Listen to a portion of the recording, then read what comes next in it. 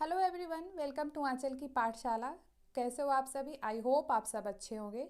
और हम NCERT geography इस टाइम पे पढ़ रहे हैं। क्लास 8th की हम ज्योग्राफी को डिस्कस कर रहे हैं।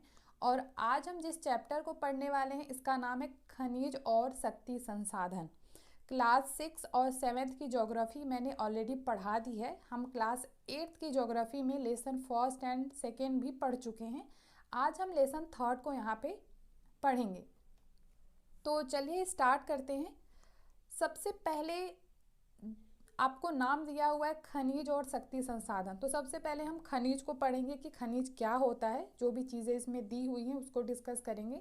इसके बाद हम शक्ति संसाधन के बारे में समझेंगे। तो ये जो वर्ड है आपका खनिज, खनिज क्या होता है? अगर इसको हम एक एग्जाम्पल के थ्रू समझें तो यहाँ पे एक बहुत ही सुंदर सा एक उदाहरण दिया हुआ है कि जैसे बिस्कुट होता है आपका, बिस्कुट बिस्किट जो भी आप कहते हैं। तो आप जो बिस्कुट खाते हैं उसके अंदर जितनी भी चीज़ें मिली हुई हैं वो सब आपको पता है कि इस बिस्कुट को बनाने में कौन कौन सी चीज़ें मिलाई गई हैं। जैसे उसको बनाने में आटे का यूज़ हुआ है, दूध का यूज़ हुआ है, चीनी मिलाई गई है और कभी कभी अंडे को भी मिलाया जाता है एक बिस्कुट को बनाने में। तो इतनी सारी चीज़ें मिल करके एक बिस्कुट को बनाती हैं, ठीक है। उसी तरीके से जो हमारी चट्टानें होती हैं, सेल को हम चट्टान कहते हैं, ओके। तो जो हमारी चट्टानें होती हैं वो भी कई सारे खनिजों से मिल करके बनी हुई हैं। जैसे अगर हम बिस्कुट को एक चट्टान समझ लें कि बिस्कुट एक चट्टान है, अब उस बिस्कुट में जो आटा मिला हुआ है, जो दूध मिला हुआ है, जो चीनी मिली हुई है, ये सभी क्या है? उसके खनिज हैं, ठीक है। तो उसी तरीके से जो हमारा बिस्कुट है वो हमारा हो गया चट्टान, हमारा जो पर्वत पठार है, और उसके अंदर जो चीज़ें मिली हुई हैं वो है उसका खनिज। आई होप आपको ये समझ में आया होगा। तो इस तरीके से हम अगर खनिज को समझते हैं तो जितने भी सेल हैं अर्थात जो हमारी चट्टानें हैं उनमें कई पदार्थ मिले होते हैं जिसको हम कहते हैं खनिज। जैसा कि आपको यहाँ पे दिया भी हुआ है कि चट्टानों में कई पदार्थ मिले होते हैं जो खनिज कहलाते हैं। जैसे अलग अलग चट्टानों में अलग अलग तरीके के खनिज आपको मिलेंगे। कहीं पे आपको तांबा मिल रहा है, कहीं पे आपको बॉक्साइट मिल रहा है ना, कहीं पे आपको लोहा अच्छी मात्रा में मिल रहा है। तो ऐसे जो चट्टानें होती हैं ये अलग अलग इसमें वैरायटीज़ आपको देखने को मिलती हैं। तो खनिज आपको समझ में आया। जैसे अभी इस टाइम पे मैं हूँ झारखंड में, और यहाँ पे आपको अच्छी मात्रा में, झारखंड में अच्छी मात्रा में लोहा, अभ्रक, तांबा मिल जाता है। जैसे कि कर्नाटक में सोना मिलता है। तो ये जो अलग अलग जगहें हैं वहाँ पे अलग अलग तरीके के खनिज होते हैं। जिस तरीके से अलग अलग क्षेत्र में अलग अलग तरीके के इंसान हैं, उनकी सभ्यताएं अलग हैं, उनका लैंग्वेज अलग है, उसी तरीके से हर एक चट्टान में, हर एक सेल में अलग अलग तरीके के खनिज पाए जाते हैं अलग अलग जगहों पे, ठीक है। अगर हम खनिज के डिफिनीशन की बात करें कि अगर हमको इसको एक परिभाषा के माध्यम से समझना है तो हम इसे कैसे देखेंगे। यहाँ पे लिखा हुआ है प्राकृतिक रूप से प्राप्त होने वाला पदार्थ जिसका निश्चित रासायनिक संगठन होता है उसे हम खनिज कहते हैं। और खनिज सभी स्थानों पर समान रूप से वितरित नहीं है। जैसा मैंने बताया कि अलग अलग जगह पे अलग अलग तरीके के खनिज आपको देखने को मिलेंगे। खनिज आपका होता है किसमें? चट्टानों में, सैलों में, ठीक है। कुछ खनिज ऐसे क्षेत्रों में भी पाए जाते हैं जो आसानी से अभिगम्य नहीं है, जैसे कि आर्कटिक महासागर और अंटार्कटिक।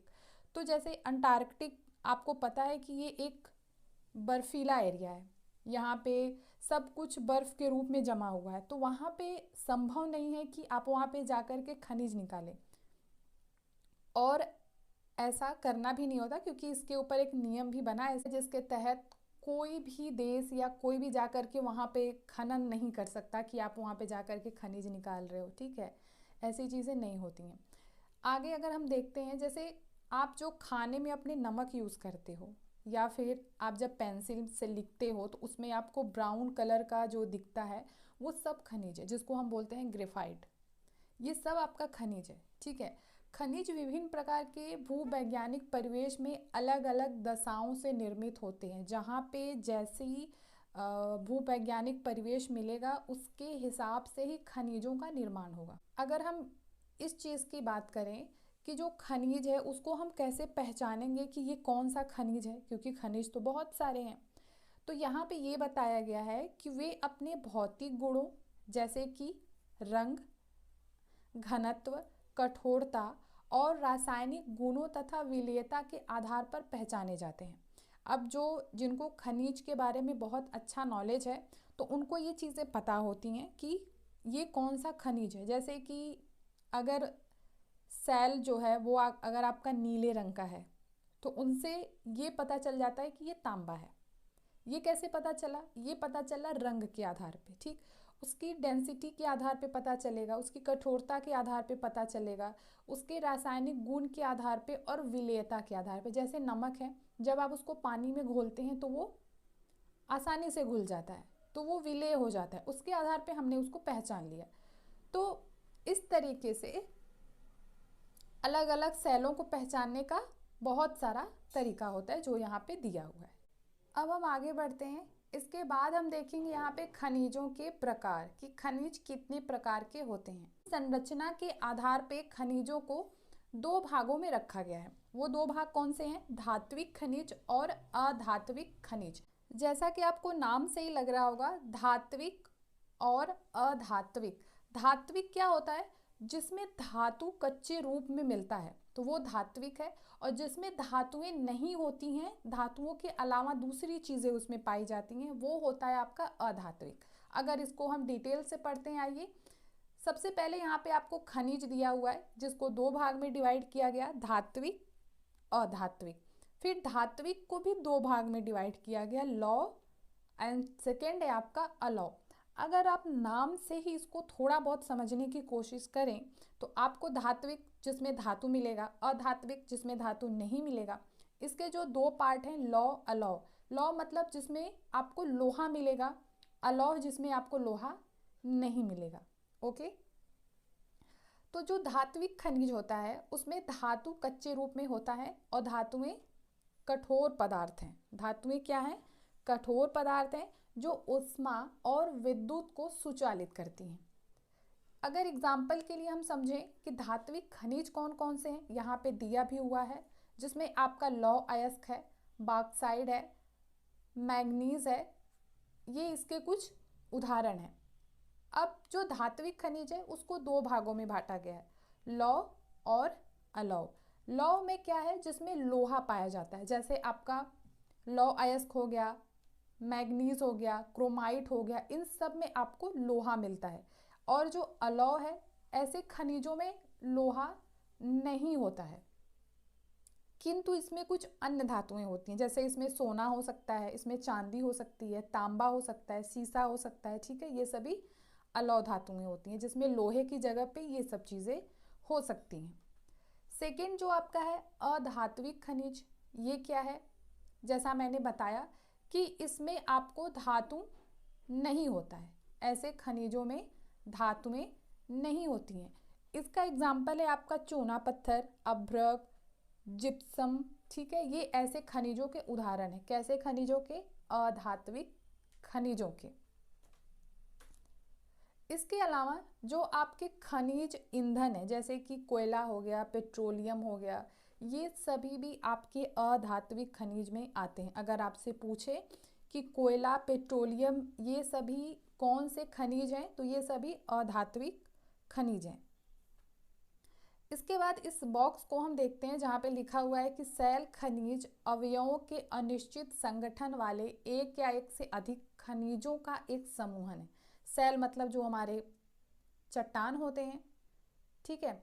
तो ये जो चट्टान है ये खनिज अवयवों के अनिश्चित संगठन से एक और एक से अधिक खनिजों का समूहन होता है, क्योंकि चट्टानों में ऐसा नहीं है कि सिर्फ एक खनिज से ही बना है, वो दो खनिज से भी बन सकता है। दो से अधिक खनिजों के अनिश्चित संगठन से भी वो चट्टान निर्मित हो सकता है, वो चट्टान बन सकता है।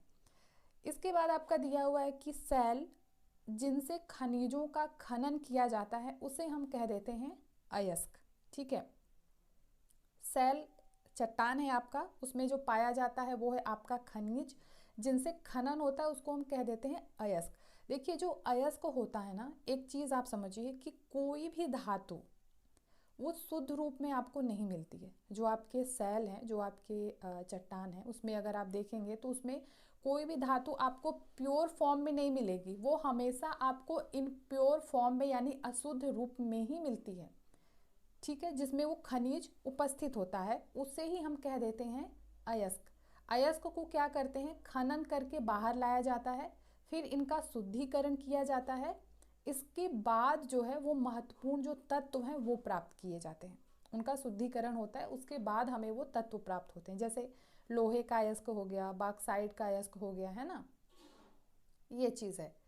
इसके बाद है आपका, यद्यपि 2800 से अधिक खनिजों की पहचान की गई है, जिसमें से केवल लगभग 100 अयस्क खनिज समझे जाते हैं। ओके, इसके बाद हम आगे आएंगे और देखेंगे कि इन खनिजों को हम निकालते कितनी विधियों से हैं। खनिजों का निष्कर्षण दिया गया है जिसमें 3 विधि बताई गई है। पहला है खनन, दूसरा है प्रवेधन और तीसरा है आपका आखनन। खनन क्या होता है, खनन को भी 2 भाग में बांट दिया गया है, विवृत खनन, कूपकी खनन। तो आइए इसको बारी बारी से देखते हैं। सबसे पहले हम समझेंगे कि खनन क्या होता है। तो पृथ्वी की सतह के अंदर दबी सैलों से जब हम खनिज को बाहर निकालते हैं तो इसे हम कह देते हैं खनन।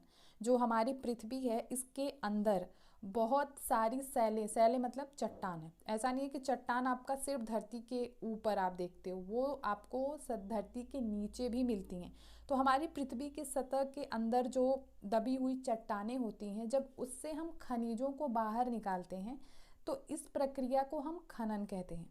ठीक है, और जब यही खनिज, जिस खनिज को हम निकाल रहे हैं, यही खनिज जब कम गहराई में स्थित होता है और उसको हम निकाल लेते हैं तो उसको हम कह देते हैं विवृत खनन। मतलब ये बहुत ज़्यादा गहराई में नहीं होती है। ठीक है, सिर्फ पृष्ठीय स्तर को हटा देते हैं हम तो ये हमें इजीली मिल जाता है। और जो गहन खनन है ये अधिक गहराई में होता है। ठीक है, आप समझ रहे हो मैं क्या बोल रही हूँ। सबसे पहले जब हम इसको पूरा पढ़ लेंगे तो मैं आपको इसको एक शॉर्ट फॉर्म में बता दूंगी। ठीक है, हमने खनन पढ़ा कि पृथ्वी की सतह के अंदर जो दबी हुई चट्टानें हैं, जब उनसे हम खनिज निकालते हैं तो ये प्रक्रिया हमारी कहलाती है खनन।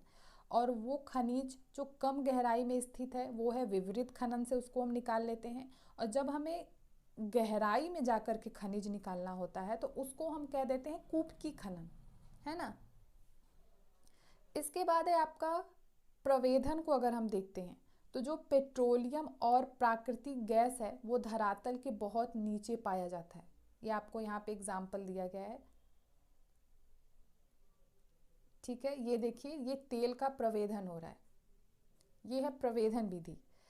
ये क्या होता है, जो पेट्रोलियम और प्राकृतिक गैस होती है ये धरातल के बहुत नीचे होता है, इसको निकालने में बहुत मेहनत भी लगती है। जो प्राकृतिक गैस और जो पेट्रोलियम होता है ये धरातल के बहुत नीचे पाया जाता है। तो इसको बाहर निकालने के लिए गहन कूपों की खुदाई की जाती है जिसको हम कह देते हैं प्रवेधन, जिसका इमेज भी ऊपर दिया हुआ था। थर्ड है आपका आखनन। सतह के निकट स्थित खनिजों को जिस प्रक्रिया से हम आसानी से खोद कर निकाल लेते हैं उसे हम कह देते हैं आखनन। अब यहाँ पे अब ये चीज़ आप समझिए, यहाँ पे खनिजों के निष्कर्षण की 3 विधियां थी, खनन, प्रवेधन, आखनन। ठीक है, खनन जो है, ये जो प्रवेधन है ये सबसे गहरी है। सबसे गहरी खुदाई इसी में होती है। किस में होती है, प्रवेधन में सबसे गहरी खुदाई। जैसे पेट्रोलियम और जो आपका प्राकृतिक गैस है उसको हम प्रवेधन से निकालते हैं। इसमें जो सतह के मतलब धरती के काफ़ी अंदर जा कर के उसको निकालना पड़ता है ना। और इसके बाद जो खनन है ये इससे थोड़ा सा ठीक है, मतलब सबसे गहरा ये है, इसके बाद खनन है और सबसे ऊपरी सतह पे होता है आखनन, जिसको सबसे आसानी से हम निकालते हैं क्योंकि इसमें भी हम थोड़ा सा अंदर जाते हैं, बहुत ज़्यादा अंदर नहीं जाते। ठीक है, जो अंदर दबी हुई सैलें हैं उससे हम इसको निकाल लेते हैं। जो कम गहराई पे निकल जाती है वो विवरित खनन। जो थोड़ा और गहरी होती है वो होती है कूपकी खनन, जो बहुत गहरी जा कर के जिसको हम निकालते हैं वो होता है प्रवेधन। और ये सबसे ऊपर होता है आखनन, जो आसानी से निकल जाता है। ठीक है, इसके बाद हम यहाँ पे देखिए यहाँ पे दिया भी हुआ है जो मैंने आपको ऊपर बताया कि जब सेल का रंग नीला होता है तो हम ये कह देते हैं कि ये तांबा है, मतलब रंग के आधार पे हमने उसकी पहचान करी है। ठीक है, इसके बाद हम यहाँ पे देखेंगे खनिजों का वितरण। जैसा कि ये चीज़ मैंने आपको स्टार्टिंग में भी बताया कि जिस तरीके से हर इंसान है वो अलग अलग क्षेत्र में रहता है तो उसकी अपनी एक अलग विशेषताएं होती हैं, उसी तरीके से जो खनिज है वो अलग अलग क्षेत्रों में पाए जाते हैं। अलग अलग तरीके के खनिज अलग अलग जगहों पे आपको देखने को मिलेंगे। ठीक है, जो हमारे खनिज हैं वो विभिन्न प्रकार के सेलों में पाए जाते हैं। सेल मतलब चट्टानों में। और अगर आपने ज्योग्राफी का क्लास 6 और 7 पढ़ा होगा तो सेलों के बारे में भी मैंने वहाँ पे पढ़ाया हुआ है कि जो सेल हैं वो कितने प्रकार की होती हैं, क्या क्या चीज़ें हैं, वो सारी डिटेल में मैंने उसमें पढ़ाई है। जो आपकी सेल होती है वो 3 तरीके की होती है। एक होता है आपका आग्नेय सेल, दूसरा है अवसादी सेल और तीसरा है आपका कायांत्रिक सेल। ठीक है, अब जितने भी आप धात्विक और अधात्विक खनिज देखते हैं ये आपको आग्नेय और कार्यांत्रिक सेलों में मिलता है।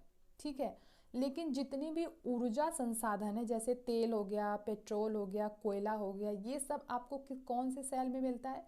ये आपको मिलता है अवसादी सेल में। ठीक है, तो धात्विक अधात्विक ज़्यादातर खनिज आपको आग्नेय और कार्यांत्रिक सेल में मिल जाते हैं। और जितने भी ऊर्जा के संसाधन होते हैं जैसे तेल है, पेट्रोल है, कोयला है, ये सभी आपको अवसादी चट्टानों में मिलते हैं। ठीक है, जैसे यहाँ पे एक एग्जाम्पल भी दिया हुआ है कि उत्तरी स्वीडन में लौ अयस्क अच्छी मात्रा में मिलता है। ओरेंट्रियो जो कि कनाडा में है उसमें तांबा और निकेल के निक्षेप मिलते हैं। दक्षिण अफ्रीका में आपको लोहा मिलता है, लोहा निकेल मिलता है। क्रोमाइट और प्लेटिनम आग्नेय और कार्यांत्रिक सेलों में पाए जाने वाले ये सब खनिजों के उदाहरण दिए हुए हैं। तो आप इसको नोट्स बना सकते हैं क्योंकि ये नाम आपको याद होना चाहिए, पूछ देता है। ठीक है, मैदानों और नवीन वलित पर्वतों के अवसादी सेल समूहों में अधात्विक खनिज जैसे चूना पत्थर पाया जाता है। मैंने ये चीज़ बोला कि ज़्यादातर धात्विक अधात्विक आपको आग्नेय और कार्यांत्रिक में मिलते हैं, लेकिन कुछ आपको ऐसे हैं जो औषधि में भी देखने को मिल रहे हैं। ठीक है, औषधि सेल में जैसे ये है चूना पत्थर आपका है। फ्रांस के कॉकेसक प्रदेश के चूना पत्थर निक्षेप, जॉर्जिया और यूक्रेन के मैग्नीज निक्षेप, अल्जीरिया के फास्फेट संस्तर इसके कुछ उदाहरण हैं। इसके अलावा जैसा मैंने बताया कि जो भी आपको खनिज ईंधन है जैसे कोयला, पेट्रोलियम, ये सब आपको अवसादी स्तर में ही मिलते हैं, अवसादी चट्टानों में देखने को मिल जाते हैं। आपको यहाँ पे एक मैप के थ्रू ये चीज़ें समझाई भी गई हैं। जैसे यहाँ पे अगर आप देखेंगे यहाँ पे कुछ सिंबल दिए हुए हैं कि लोहा, तांबा, बॉक्साइट। इधर आपका उत्तरी अमेरिका, दक्षिणी America, Australia, Asia, Europe, Africa. ठीक है, ये सब एरिया यहाँ पे आपको दिखाया भी गया है कि कहाँ पे कौन सी चीज़ें पाई जाती हैं। तो आपको ये मैप देखने आना चाहिए कि कहाँ पे कौन सा देश है ताकि आप समझ पाओ इन चीज़ों को। इसके बाद हम आगे चलते हैं, इसके बाद हम एक एक करके इसको पढ़ेंगे। जैसे अगर हम एशिया को देखते हैं, जो ये वाला भाग था, ये आपका एशिया है ना, इधर वाला आपका, इधर ये हिस्सा चाइना आ जाता है, इधर वाला ये आपका भारत है, ये एशिया है। ठीक है, अगर हम देखें एशिया के बारे में, चीन और भारत के पास विशाल लौह अयस्क निक्षेप हैं। चीन और भारत के पास अच्छी मात्रा में लौह अयस्क के निक्षेप है। ये महाद्वीप विश्व का आधे से अधिक टीन उत्पादन करता है। किसका? चाइना और भारत में आधे से ज़्यादा टीन का उत्पादन होता है। चीन, मलेशिया, इंडोनेशिया विश्व के अग्रणी टीन उत्पादकों में से एक हैं। चीन सीसा, एंटीमनी और टंगस्टन के उत्पादन में अग्रणी है। एशिया में मैग्नीज, बॉक्साइट, निकेल, जस्ता और तांबा के भी निक्षेप पाए जाते हैं। फिर यूरोप को देखते हैं। यूरोप विश्व में लौह अयस्क का अग्रणी उत्पादक देश है। किसका? लौह अयस्क का। ये है आपका इधर ये वाला हिस्सा जो आप देख रहे हो, ये आपका पूरा यूरोप है। ओके, इसके बाद है उत्तर अमेरिका, सॉरी यूरोप है आपका। यूरोप में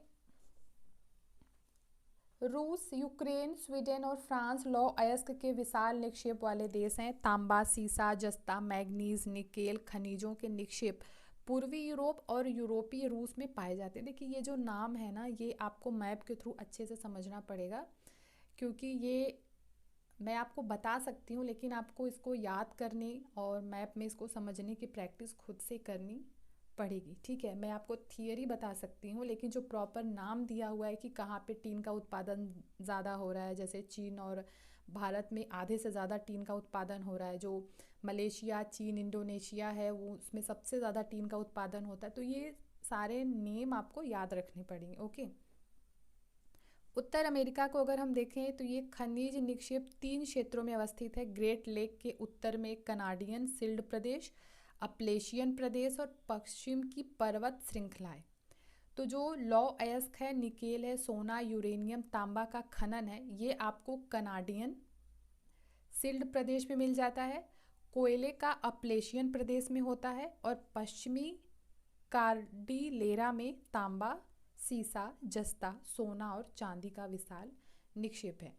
इसके अलावा यहाँ पे आपका दिया गया है कि स्विट्ज़रलैंड में कोई ज्ञात निक्षेप, खनिज निक्षेप नहीं है। तो अगर आपसे ये पूछे कि ऐसा कौन सा देश है जहाँ पे कोई भी अभी तक ज्ञात खनिज निक्षेप नहीं मिला है, तो वो है आपका स्विट्ज़रलैंड। ठीक है, खनिज तेल और कोयले का वितरण आपको यहाँ पे दिया गया है, जहाँ पे यहाँ सिंबल भी दिया गया है कोयला और खनिज तेल। तो ये वाला जो है सिंबल ये आपका खनिज तेल का है, एंड ये ब्लैक जो पूरा ब्लैक आपको दिख रहा है ये आपका कोयला है। तो आप देख सकते हैं ये सबसे ज़्यादा आपको इस वाले हिस्से में देखने को मिल रहा है, इधर यूरोप में, एशिया में, ओके, ऑस्ट्रेलिया में आपको सिर्फ कोयला देखने को मिल रहा है, खनिज तेल नहीं है यहाँ पे। इसके बाद हम आगे चलते हैं, दक्षिण अमेरिका को देखते हैं।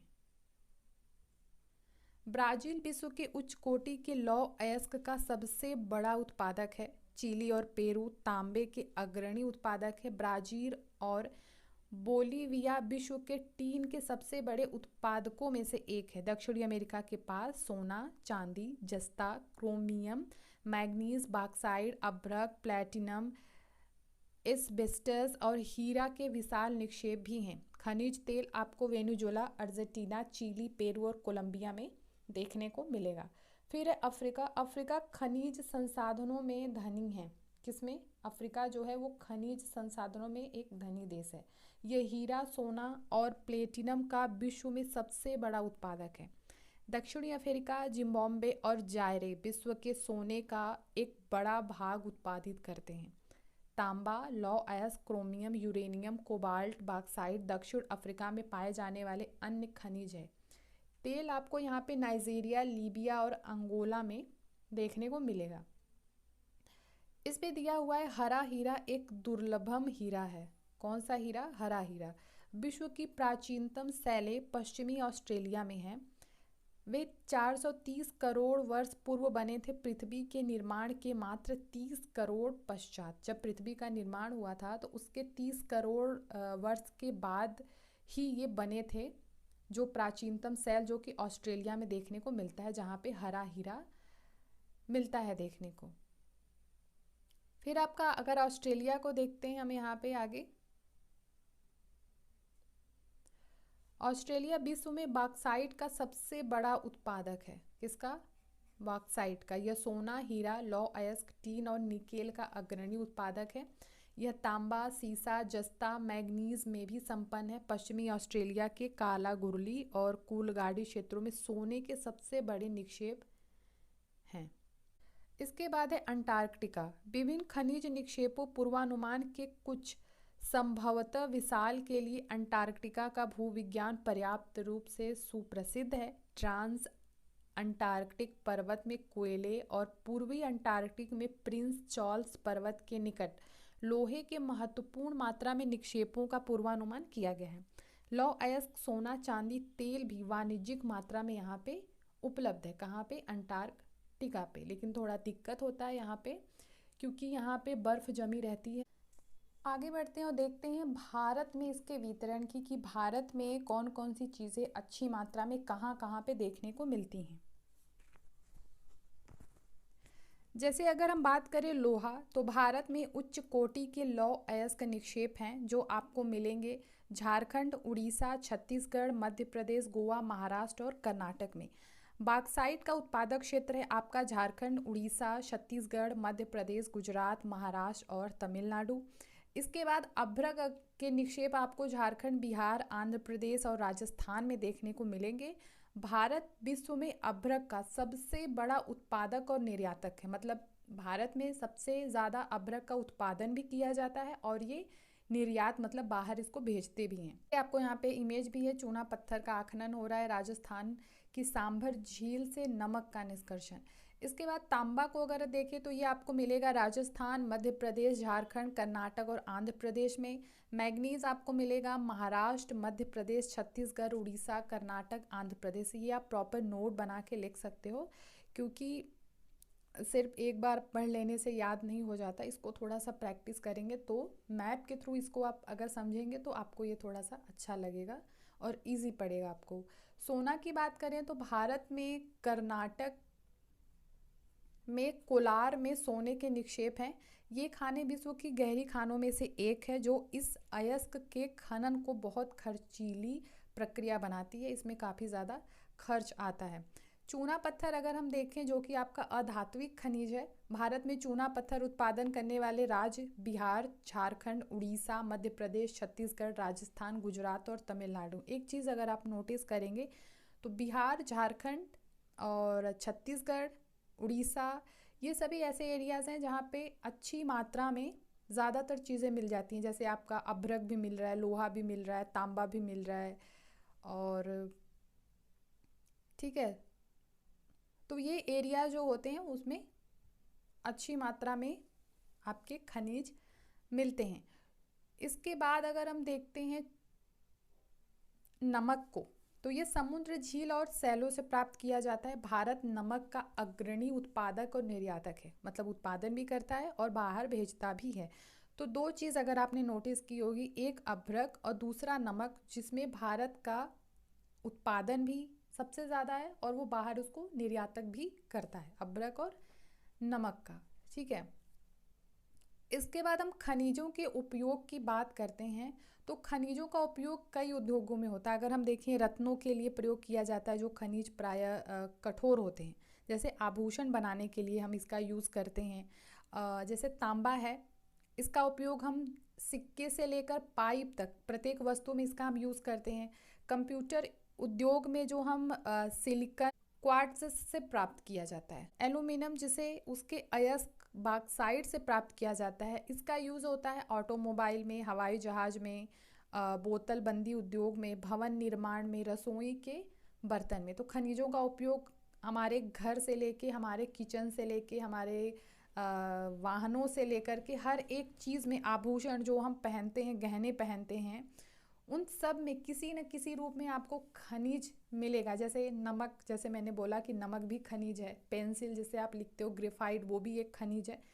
तो मैक्सिमम आप देखोगे तो आप खनिज से जुड़े हुए हो।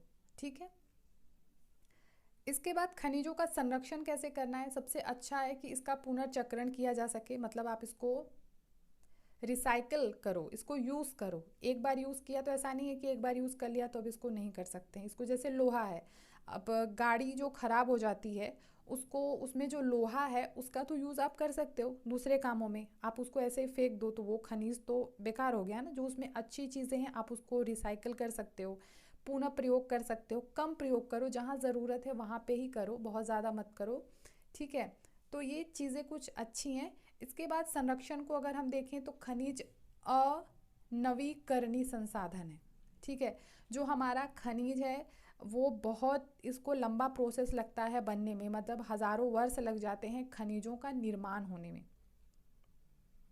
जो मनुष्य है वो न जाने कितनी बार इस दुनिया में आएगा और चला जाएगा और खनिज बनता ही रहेगा। तो इसका प्रोसेस काफ़ी लंबा है और इसीलिए ज़रूरी है कि आप इसका पुनर्चक्रण कर सकें, इन्हें संरक्षित कर सकें। क्योंकि अगर आप देखेंगे जैसे कोयला है, पेट्रोलियम है, ये हज़ारों वर्ष लग जाते हैं इसको बनने में।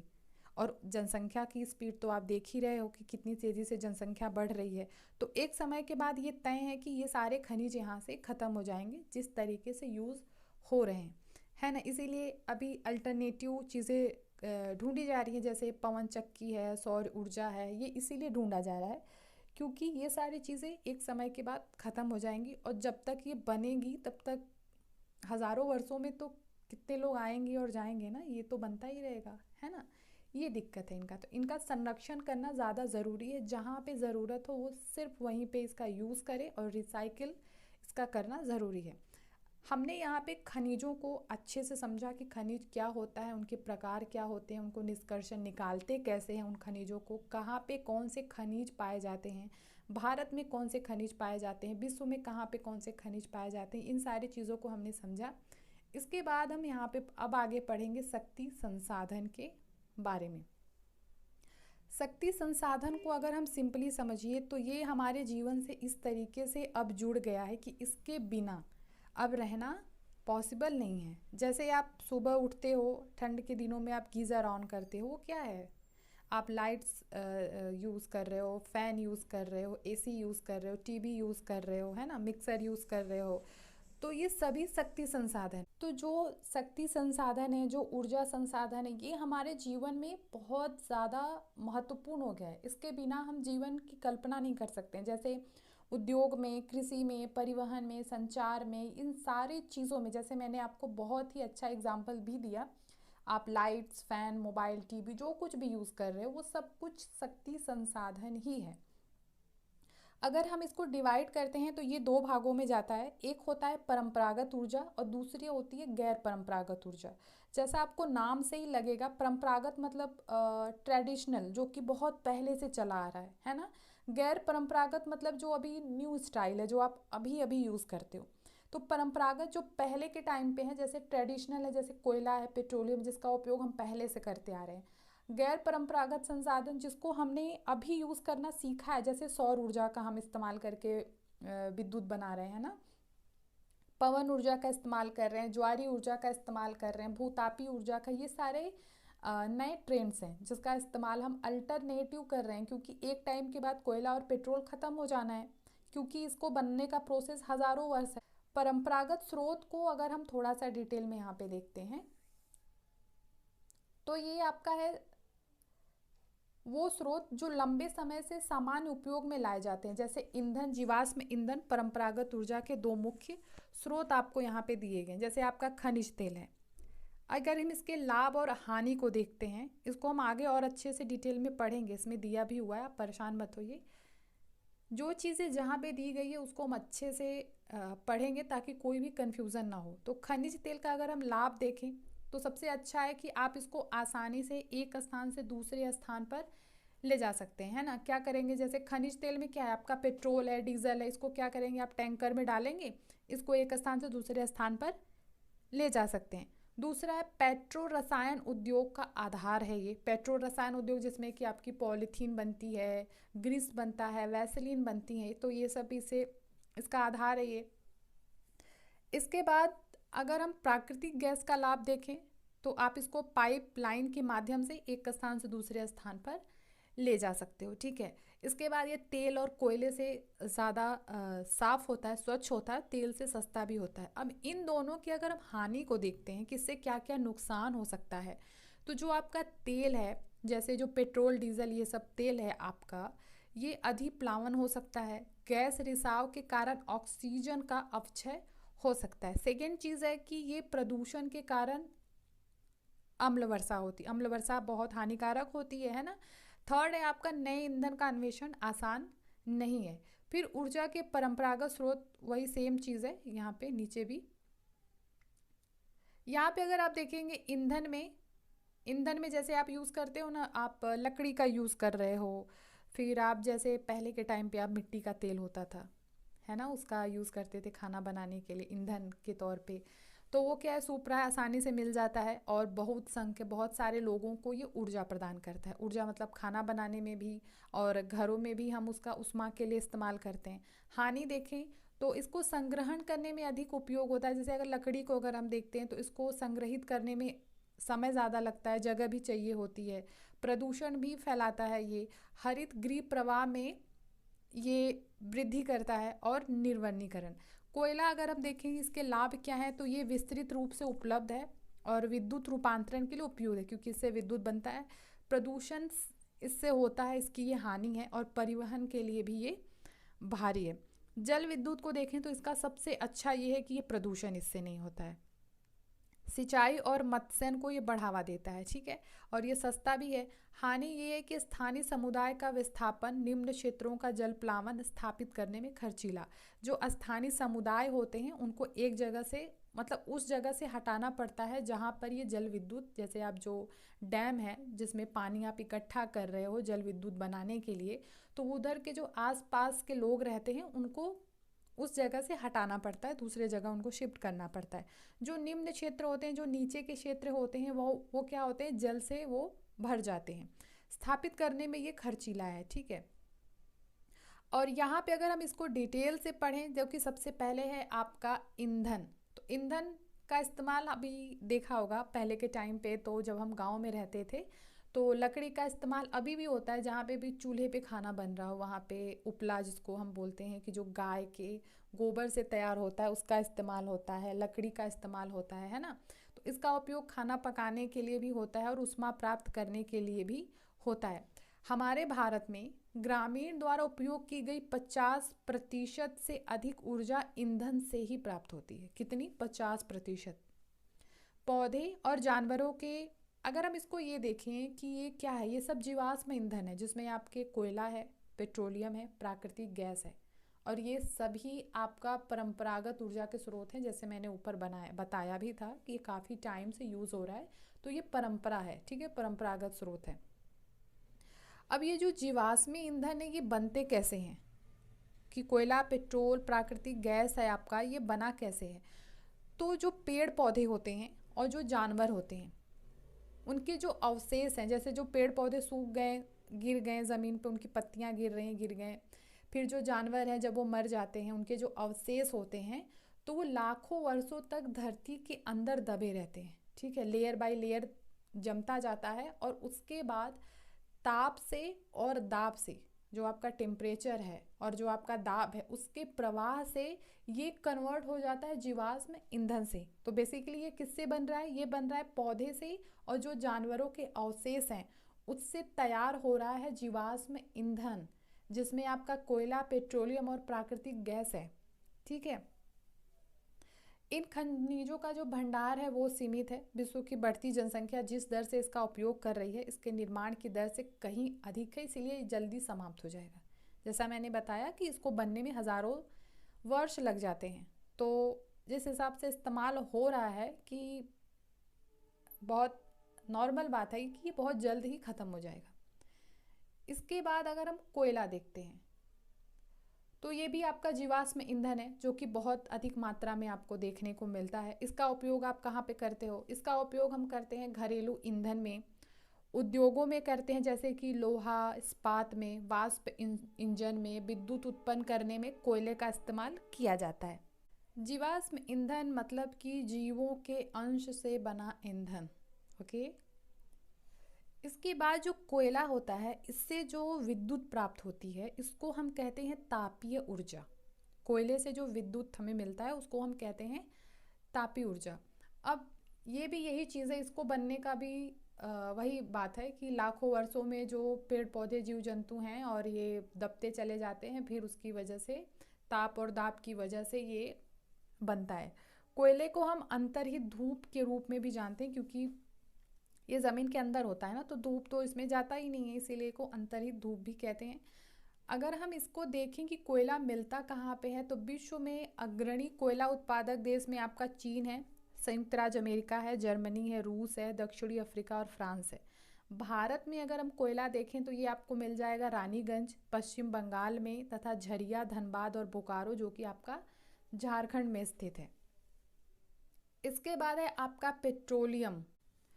पेट्रोल जिसका इस्तेमाल हम कार में करते हैं, कार को चलाने के लिए कर रहे हैं, ठीक है, जितने वाहन हैं उसके लिए पेट्रोल भर रहे हैं। इसके बाद हम साइकिल में इसका यूज़ कर रहे हैं, जो साइकिल में जो चैन लगी होती है उसके लिए हम करते भी हैं। और ये जो पेट्रोल होता है ये काले द्रव के रूप में होता है, जिसको हम कहते हैं पेट्रोलियम, ठीक है। ये गाढ़ा होता है और काफ़ी काला होता है, द्रव्य रूप में ये होता है, जिसको हम कहते हैं पेट्रोलियम। ये कहाँ पे मिलता है? जैसे जो अपतटीय और तटीय क्षेत्र होते हैं, ठीक है, खास करके जो आपके समुद्र के तटीय क्षेत्र हो जाएंगे वहाँ पे आपको पेट्रोलियम देखने को मिलता है। और दो पर्वतों के मध्य में जो सैलों की जो दो चट्टानें हैं, जो सैल हैं उसके बीच में ये मिलता है, सैलों की परतों के बीच में, मतलब चट्टान की जो परत है उसके बीच में ये मिलता है। कहाँ पे मिलता है? तटीय और अपतटीय इलाकों में आपको ये मिलता है, ठीक है। इसको क्या किया जाता है, जैसे ही आपको ये मिला तो ऐसा नहीं है कि आप इसका तुरंत यूज़ कर लेंगे। सबसे पहले उन क्षेत्रों से इसको निकाला जाता है, इसके बाद इसको भेजा जाता है परिष्करणशाला में, जहाँ पर ये अपरिष्कृत होता है, ठीक है। इसके बाद ये बनता है जिसमें डीजल, पेट्रोल, मिट्टी का तेल, मोम, प्लास्टिक और स्नेहक तैयार किया जाता है। पेट्रोलियम और इससे बने उत्पादों को हम कहते हैं काला सोना, जो कि बहुत ही मूल्यवान है। पेट्रोलियम के मुख्य उत्पादक देश है ईरान, इराक, सऊदी अरब, कतर। अन्य मुख्य उत्पादक देशों में अमेरिका, रूस, वेनेजुएला, अल्जीरिया है। भारत में अगर हम देखें तो ये आपको मिल जाएगा असम में डिगबोई, मुंबई में बॉम्बे हाई और कृष्णा और गोदावरी नदियों के डेल्टा पे, ठीक है। एक चीज़ का हम ध्यान देंगे, हमने जैसा ऊपर पढ़ा कि जो ईंधन है और जो कोयला है वो बनता कैसे है, कि जो पेड़ पौधे हैं, जो जीव जंतु हैं, उनके अवशेष पृथ्वी के अंदर दबते हैं, फिर ताप और दाब की वजह से वो कन्वर्ट हो जाता है जीवाश्म ईंधन में। सेम चीज़ इसमें भी होता है। इसमें डिफरेंस क्या है? वो आपका स्थलीय भाग में हो रहा था, ठीक है। ये आपका होता है तटीय भागों में या अपतटीय, जो समुद्र के तटीय इलाके होते हैं उसमें होता है। तो इसमें क्या होता है, समुद्र के अंदर तटीय इलाकों पे जो जलीय पेड़ पौधे होते हैं, जलीय जीव जंतु होते हैं, जब उनके अवशेष, जब वो मरते हैं, उनके अवशेष जमते जाते हैं लेयर बाय लेयर, तो ताप और दाब के प्रभाव से पेट्रोल बनता है। यहाँ पे दिया हुआ है कि संपीडन प्राकृतिक गैस, जिसको हम कहते हैं सीएनजी, एक प्रचलित पर्यावरण हितैषी ऑटोमोबाइल ईंधन है। अभी तो सीएनजी की गाड़ियाँ भी बहुत सारी आ रही हैं ना, ऑटो आ गया है, उससे क्या होता है, प्रदूषण कम होता है, ठीक है। ये पेट्रोलियम और डीजल की तुलना में कम प्रदूषण करता है। मतलब ऐसा नहीं है कि बिल्कुल भी सेफ है, प्रदूषण होता है, बट जितना पेट्रोलियम और डीजल से चलने वाली गाड़ियाँ हैं उनकी तुलना में सीएनजी वाले जो हैं वो काफ़ी अच्छे होते हैं। अभी तो कार भी आ गई है सीएनजी की, है ना, बसेस चल रही हैं, अच्छा है। इसके बाद हम देखेंगे प्राकृतिक गैस को। यहाँ पे जो आपका प्राकृतिक गैस है ये पेट्रोलियम निक्षेपों के साथ आपको देखने को मिल जाता है, और इसका उपयोग भी हम घरेलू कामों में और वाणिज्यिक ईंधनों के रूप में करते हैं। जो आपको रूस, नॉर्वे, यूके और नीदरलैंड प्राकृतिक गैस के उत्पादक है। भारत में देखेंगे तो ये आपको जैसलमेर, कृष्णा गोदावरी डेल्टा, त्रिपुरा और मुंबई के कुछ अपतटीय क्षेत्रों में प्राकृतिक गैस के संसाधन हैं। जो जीवाश्म ईंधन है इसका अनियंत्रित जलना अनियंत्रित टोटी के टपकने के समान है। जब मैं आपको जल वाला चैप्टर पढ़ा रही थी, इसमें हमने ये चीज़ पढ़ा था कि जो एक टपकता हुआ नल होता है आपके घर में, जैसे नल है तो होता है ना कि वो उसमें कुछ खराबी आ गई है, तो कुछ सेकंड पे वो एक बूंद ऐसे पानी उसमें से बराबर टपकता रहता है, हम उस पर ध्यान भी नहीं देते। लेकिन उसमें साल भर में 1200 लीटर जल बर्बाद होता है उस टपकते हुए नल से। उसी तरीके से इसका भी सेम चीज़ है कि जीवाश्म ईंधन का अनियंत्रित जो जलना है, जो अनियंत्रित वो जलता है, वो अनियंत्रित टोटी के टपकने के समान होता है, जो अंततः सूख जाता है, जिससे हमारा ध्यान ऊर्जा के विभिन्न गैर परंपरागत स्रोतों के दोहन की ओर बढ़ता है और जीवाश्मी ईंधनों के स्वच्छतर विकल्प हैं। इसीलिए विकल्प ढूंढे जा रहे हैं, क्योंकि ये तो खत्म हो जाएंगे एक समय के बाद। अब हम पढ़ेंगे जल विद्युत को। जल से विद्युत कैसे बनाया जाता है। सबसे पहले जो बांध है वहाँ पे वर्षा का जल या नदी के जल को इकट्ठा किया जाता है, ठीक है, जिसको ऊंचाई से गिरने के लिए संग्रहित करते हैं। बांधों का निर्माण हम इसीलिए करते हैं ना, वहाँ पे जल को हम संग्रहित करके रखते हैं। फिर बांध के अंदर क्या करते हैं, यहाँ पे आप इमेज में देखिए, यहाँ पे जल का भंडारण है, ये जल जमा किया हुआ है यहाँ पे, ठीक है। इसके नीचे ये आप देखेंगे ये पाइप है एक, जिससे ये जल आ रहा है, ठीक है।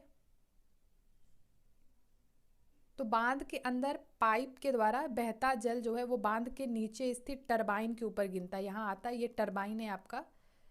ये किससे चल रहा है, ये चल रहा है आपका जनरेटर से, ओके, जो कि घूमते हुए ब्लेड जनरेटर को विद्युत के लिए घुमाते हैं, फिर ये जल विद्युत कहलाता है। फिर यहाँ से आपका क्या होता है,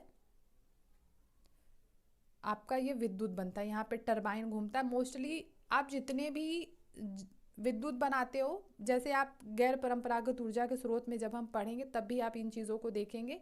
मोस्टली काम होता है, टरबाइन घूमता है जनरेटर से, यहाँ से आपका बिजली बनता है। और जो ये विद्युत उत्पन्न करने के बाद जो जल ये बह जा रहा है, इसका यूज़ किया जाता है, इसका उपयोग हम कृषि में कर लेते हैं। विश्व की ऊर्जा का 1/4 हिस्सा जल विद्युत से उत्पन्न किया जाता है। कितना? विश्व की ऊर्जा का जो 1/4 हिस्सा है, यानी कि 1/4, वो आपका जल विद्युत से उत्पन्न होता है। और अगर जल विद्युत के अग्रणी उत्पादक देश में हम देखें तो पराग्वे, नॉर्वे, ब्राज़ील और चीन है। भारत में कुछ महत्वपूर्ण जल विद्युत केंद्र है, जैसे भाखड़ नंगल, गांधी सागर, नागार्जुन सागर और दामोदर नदी घाटी परियोजना। एक चीज़ मैं बताऊं, ये जो भाखड़ा नंगल है, इसको हम बोलते हैं कि ये एक ही है, ये एक नहीं है, ये अलग अलग है। इसको मैं आपको एक और वीडियो में अच्छे से समझाऊंगी। ये जो नंगल है वो भाखड़ा, इसको सपोर्ट करने के लिए ये बना है। उसके पीछे जो भाखड़ा बांध है उसके पीछे एक नंगल बांध बना है, ताकि उसको सपोर्ट करने के लिए, क्योंकि जब भी हम बड़े डैम बनाते हैं तो खतरा होता है, रिस्क होता है उसमें, तो उसके सपोर्ट के लिए पीछे हम एक छोटा सा और बनाते हैं, ठीक है, वही है, इसीलिए इसको ऐसे जोड़ के पढ़ देते हैं, बट ये अलग अलग चीज़ें हैं। इसके बाद हम देखेंगे ऊर्जा के गैर परंपरागत स्रोत। हमने ऊर्जा के परंपरागत स्रोत को देखा, अभी हम गैर परंपरागत ऊर्जा के स्रोत देखेंगे, जो कि काफ़ी सेफ भी होता है। इसमें आपका आ जाता है सौर ऊर्जा, पवन ऊर्जा, ज्वारीय ऊर्जा, ठीक है। इसको हम बारी बारी से देखेंगे।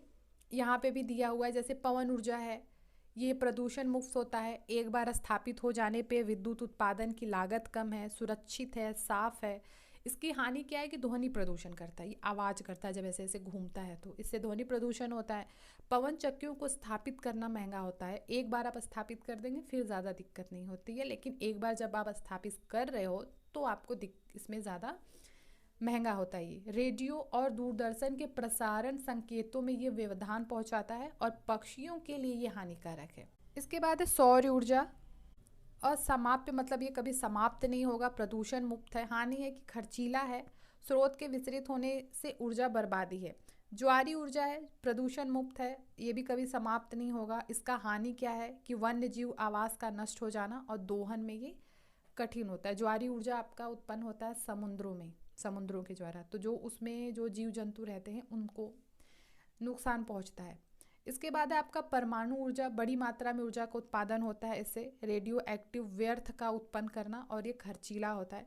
बायोगैस होता है जो, ये कम लागत होता है, उपयोग में आसान होता है। जैव व्यर्थ का उपयोग और बायोगैस का उत्पादन भी हो जाता है, मतलब जो हमारे सब्जी के छिलके हैं, जितने भी जैविक पदार्थ होते हैं उसको हम एक जगह अपना स्टोर करते जाते हैं, अच्छा है, उसी से हमें बायोगैस भी मिल जाता है और अच्छी मात्रा में खाद भी मिल जाता है। हानि इसका ये है कि हरित गृह प्रवाह का ये कारण होता है। भूतापीय ऊर्जा, जो पृथ्वी के अंदर से जो ऊर्जा निकलती है उसकी बात हो रहा है, तो इसका लाभ ये है कि ये स्वच्छ है, पर्यावरण हितैषी और हर समय उपलब्ध रहता है। इसकी हानि है कि शहर से बहुत दूर अवस्थित होने के कारण विद्युत वहन इसका खर्चीला है, क्योंकि ये सब जगहों पे नहीं आपको देखने को मिलता है। सौर ऊर्जा को अगर हम देखें, अगर आपने देखा होगा सोलर पैनल जो कि घरों में भी लगता है लाइट्स के लिए, है ना, तो वही चीज़ है यहाँ पे। इसमें क्या होता है, सूर्य की जो ऊष्मा होती है, जो उसका प्रकाश होता है, उसका इस्तेमाल हम करते हैं इसके लिए, ठीक है। ये काफ़ी सेफ होता है कि गर्मियों के दिनों में ये काफ़ी अच्छा वर्क करता है। जैसे जो उष्ण कटिबंधीय इलाके होते हैं जहाँ पे सूर्य की ऊष्मा ऊर्जा अच्छी मात्रा में मिल रही है, तो वहाँ पे ये काफ़ी अच्छा वर्क करते हैं। जैसे हमारे भारत में भी अच्छा हो जाता है इससे। आप इसके बाद अफ्रीका में देखेंगे तो काफ़ी अच्छा ये काम करता है ना। इसके बाद ये आप समझ गए। इसमें आप देखिए सौर ऊर्जा का उपयोग आप सौर तापक, सौर कुकर, सोलर ड्रायर के साथ साथ समुदाय को रोशनी देने और यातायात संकेतों में भी इसका करते हैं। ये मोस्टली आपका उष्णकटिबंधीय इलाके में आता है। ओके, फिर हम पवन ऊर्जा को अगर हम देखते हैं, ये भी काफ़ी सेफ है और कभी ये समाप्त होने वाली चीज़ें नहीं है। पवन चक्की होती है, इसका उपयोग हम करते हैं। तो पवन चक्की क्या करता है, इसका जो ऊर्जा बनती है पवन से, जो ऊर्जा हम उत्पन्न करते हैं उसका उपयोग हम कर लेते हैं अनाजों को पीसने के लिए, इसका उपयोग कर लेते हैं जल निकालने के लिए, इसका उपयोग कर लेते हैं ना। तो वर्तमान पवन चक्कियों में तीव्र गति से चलती हवाएं पवन चक्की को घुमाती हैं। हवाएं जो चलती हैं उससे पवन चक्कियां घूमती हैं और विद्युत उत्पादन के लिए जनरेटर से ये जुड़ा होता है। तो जितनी स्पीड से ये घूमता है उतना अच्छा मात्रा में विद्युत यहाँ पे होता है। और ये भी आपका मिल जाता है तटीय क्षेत्रों में, तटीय क्षेत्रों में और पर्वतीय घाटियों में, जहाँ पे हवाएं बहुत अच्छी मात्रा में चलती हैं। जिसमें आपका देखेंगे तो नीदरलैंड है, Germany, Denmark, UK, USA, Spain में ये अच्छी मात्रा में पाए जाते हैं। इसके बाद आपका आता है परमाणु ऊर्जा। परमाणु ऊर्जा प्राकृतिक तौर से प्राप्त जो रेडियो सक्रिय पदार्थ होते हैं, जैसे कि यूरेनियम है, थोरियम है, इनसे ऊर्जा प्राप्त होती है। ठीक है, ये पदार्थ नाभिकीय रिएक्टरों में नाभिकीय विखंडन से गुजरते हैं और उत्सर्जन ऊर्जा की प्राप्ति करते हैं। इसका जो सबसे बड़ा उत्पादक देश है वो है आपका संयुक्त राज्य अमेरिका, यूरोप। भारत में अगर आप देखेंगे तो ये आपको मिल जाएगा राजस्थान में, झारखंड के पास यूरेनियम के विशाल इसके निक्षेप है। थोरियम विशाल मात्रा में आपको केरल के मोनोसाइट बालू में मिल जाएगा। भारत में स्थित जो परमाणु ऊर्जा के केंद्र है, तमिलनाडु में कलपक्कम है, महाराष्ट्र में तारापुर है, राजस्थान में कोटा के निकट राणा प्रताप सागर है, उत्तर प्रदेश में नरौरा और कर्नाटक में कैगा है। जैसा मैंने आपको ऊपर भी बताया, मोस्टली काम होता है इधर ये टरबाइन का और जनरेटर का जो कनेक्ट होता है। ठीक है, ये गर्म जल है, नाभिकीय रिएक्टर हो रहा है, गर्म जल यहाँ पे जा रहा है, ये भाप बन रहा है यहाँ से, फिर इसकी वजह से, इसके भाप की वजह से ये क्या हो रहा है, ये टरबाइन घूम रहा है, जनरेटर की वजह से विद्युत का उत्पादन हो रहा है। इसके बाद आपका आता है भूतापीय ऊर्जा। तो हमारी पृथ्वी है, हमें ये पता है कि हमारी पृथ्वी के अंदर जो टेम्परेचर है वो बहुत ज़्यादा है ना। तो इसकी वजह से जो पृथ्वी से निकलने वाली उष्मा है उसको हम भूतापीय ऊर्जा बोलते हैं। ये क्या होता है कि जैसे मैंने आपको अभी बताया कि पृथ्वी के अंदर आप जैसे जैसे गहराई बढ़ती जाएगी, टेम्परेचर बढ़ता जाएगा, तापमान वहाँ का बढ़ता जाएगा। और जल जो है जब वो किसी माध्यम से पृथ्वी के अंदर चला जाता है और पृथ्वी के अंदर टेम्परेचर तो बहुत ज़्यादा है, तो उसकी वजह से क्या होता है कि वो अंदर गर्म होने के कारण भाप बनकर के ऊपर आता है वो जो जल है। तो गर्म पानी के झरने के रूप में वो बाहर आता है, जिससे हम स्टीम यानी कि भाप का इस्तेमाल करके ऊर्जा को उत्पन्न करते हैं। जैसे ये स्टीम के रूप में बाहर आ रहा है, तो इसी स्टीम को, इसी भाप का इस्तेमाल हम करते हैं ऊर्जा को बनाने के लिए। ठीक है, तो इसका इस्तेमाल आप कर लेते हो खाना बनाने के लिए, यहाँ पे दिया भी हुआ है, उष्मा प्राप्त करने और नहाने के लिए प्रयोग कर सकते हैं। जो आपको मिलेगा यूएसए विश्व का सबसे बड़ा भूतापीय ऊर्जा का संयंत्र। इसके बाद आपका न्यूजीलैंड है, आइसलैंड है, फिलीपींस है, मध्य अमेरिका है। भारत में भी आपको ये मिलेगा, हिमाचल प्रदेश में मणिकरण और लद्दाख में पूगा घाटी, यहाँ पे दिया भी हुआ है। देखिए यहाँ पे दिया भी हुआ है, मणिकरण में भूतापीय ऊर्जा और भूतापीय ऊर्जा का सहायक में भोजन पकाना। यहाँ पे भोजन ये देख रहे हैं, ये रखा हुआ है, भोजन बन रहा है। ये देखिए कैसे बनता है, यहाँ पे क्या है, प्राकृतिक दरार है। जैसा मैंने बोला कि जल किसी माध्यम से पृथ्वी के अंदर चला जाएगा, कोई दरार ऐसे रहेगा, इसके माध्यम से जल अंदर गया। अब जल अंदर गया तो यहाँ पे गर्मी तो बहुत ज़्यादा है इसके अंदर, अब ये क्या कर रहा है, ये बाहर निकल रहा है भाप के रूप में, है ना। तो इसमें पाइप वाइप डाल के ऐसे कुएं जैसा बना के जल को निकालते हैं, टरबाइन घूमता है, जनरेटर से कनेक्ट होता है और वो बन जाता है आपका विद्युत। ओके, इसके बाद है आपका विश्व का पहला ज्वारी ऊर्जा स्टेशन बनाया गया था, कहाँ पे, फ्रांस में। इसके बाद ज्वारी ऊर्जा को देखते हैं। ज्वारी ऊर्जा आपका बनता है समुद्रों में। ज्वार भाटा कहाँ आता है, समुद्रों में, इसीलिए ज्वारी भाटा कहाँ बनता है, समुद्रों में। ज्वार भाटा आपको पता है कि कैसे होता है, जब जल का स्तर ऊपर उठता है तो उसको हम कहते हैं ज्वार, और जब जल नीचे गिरता है तो उसको हम कहते हैं भाटा, ज्वार भाटा। इसकी वजह से ये ऊर्जा का उत्पादन होता है ना। तो जब समुद्र का जल ऊपर जाता है, उसमें चढ़ाव आता है, तो वो आपका ज्वार हो गया, और जब वो नीचे गिरता है तो आपका भाटा हो गया।